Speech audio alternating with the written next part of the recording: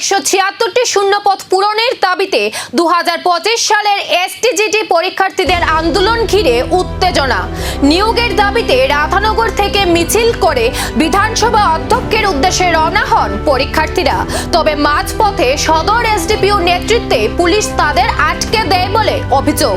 পরীক্ষার্থীদের দাবি দ্রুত 2176টি শূন্যপদ পূরণ করে 2025 সালের এসটিজিটি পরীক্ষার্থীদের নিয়োগ দিতে হবে।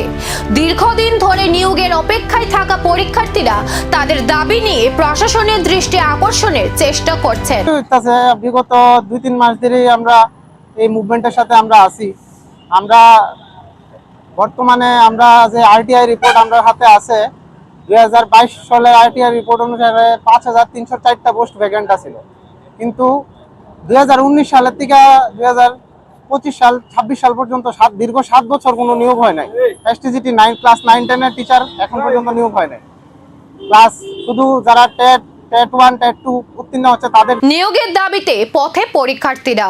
আটকানোর পর আন্দোলনের পরবর্তী পদক্ষেপে নজর।